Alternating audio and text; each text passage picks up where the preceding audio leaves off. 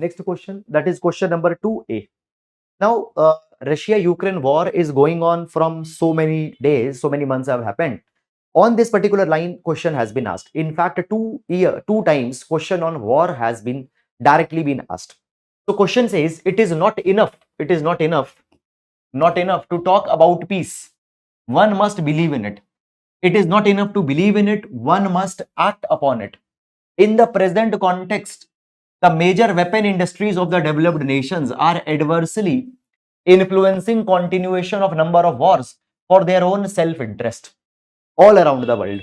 What are the ethical consideration of the powerful nation in today's international arena to stop continuation of ongoing conflicts? So if you remember what happened last year, US supplied cluster ammunition to Ukraine. Those bombs were used in the Russia-Ukraine war and it became a major controversy also.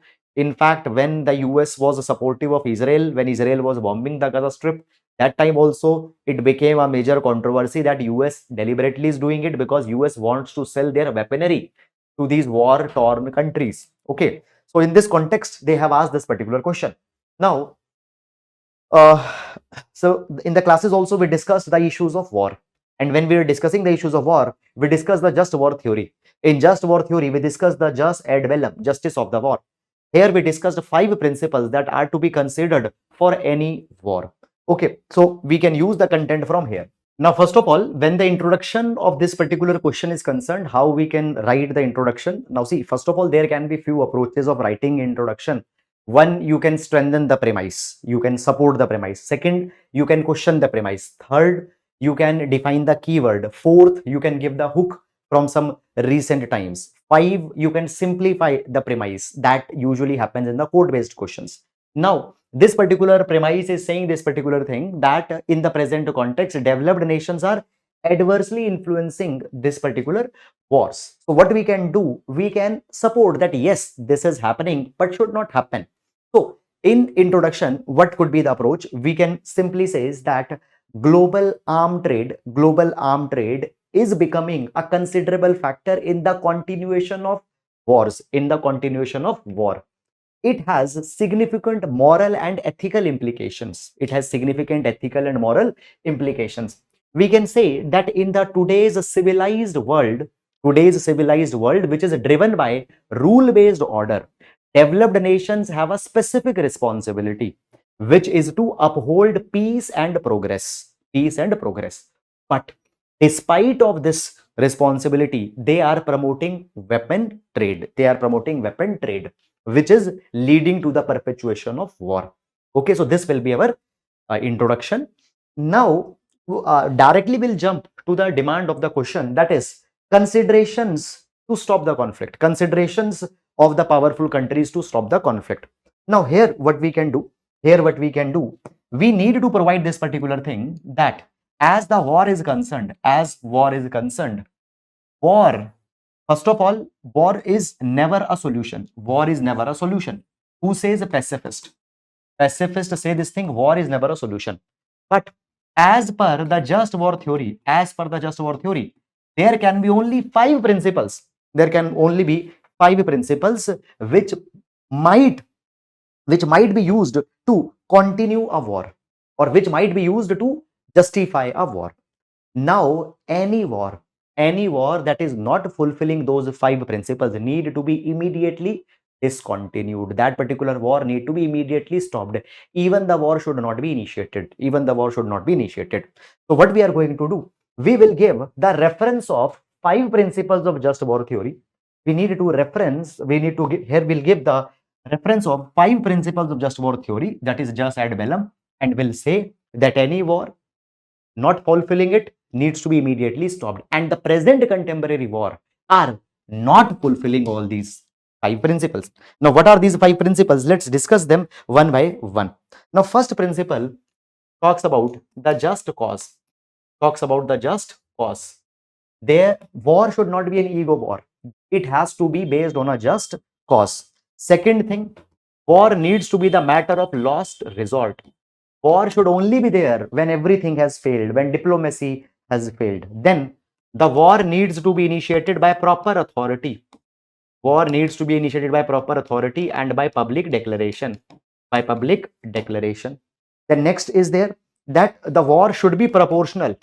War should be proportional. And finally, the countries fighting the war, the country which you are supporting, should have a probability of success. Should have a probability of success. So there are these 5 principles: 1, 2, 3, 4, and 5. Any war, if it is to be carried, it is to be carried on these 5 principles. It is ethical responsibility of the developed countries to see that these 5 principles are not being breached. And today's war that we have, they are not being fought on these 5 principles. So therefore, it is a moral justification of the developed countries under the just war theory that they need to stop immediately all the conflicts. They need to stop immediately all the conflicts. Then after that, there are the other factors that we have. Long-term peace over the short-term profit needs to be there. Long-term peace over the short-term profits is there. Fine, don't bother about the long-term don't bother about the short-term profit, bother about the long-term peace. This is a principle on whose basis they should stop the war.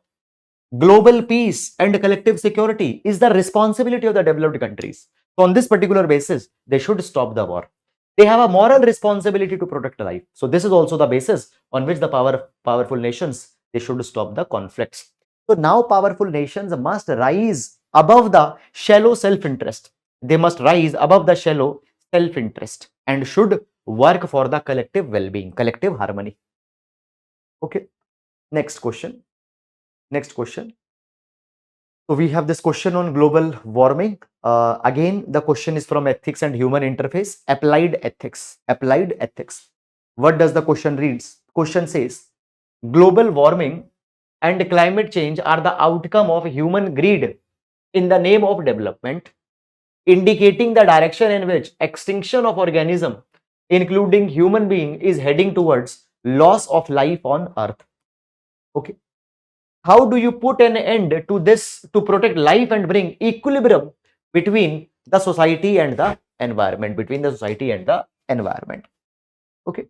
Now, so today global warming, global warming is happening, climate change is happening, and this is the outcome of the human greed. Today they just want development.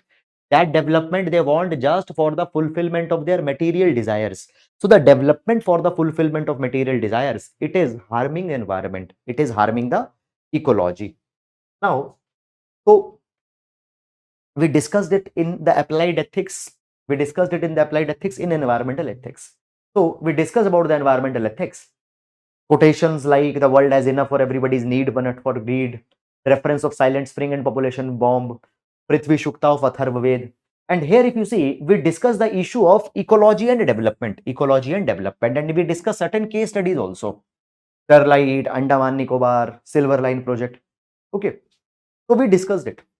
Now, how do you put an end to this to protect life and bring equilibrium between society and environment? So, global warming and climate change. First of all, introduction.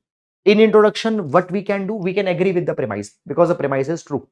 So, global warming and climate change, they are direct consequences of unsustainable development practices, which are driven by the human greed. Relentless exploitation of natural resources, fine industry, economic growth, they have pushed the planet towards ecological instability, which is a threatening species, which might lead to mass extinction, which might lead to hazardous consequences in the future. Okay. Now, what we can provide? We provide that in order to protect the environment, every developmental project, evaluate development policies, developmental projects through these 3 reference points. Number 1, every development project is to be evaluated on the dimension of slippery slope. So, theory of slippery slope provides this thing that some minor harm done initially might lead to the series of bigger and bigger wrongs. Theory of slippery slope. So today, if we are ignoring environment for the development, tomorrow that thing might lead to slippery slope.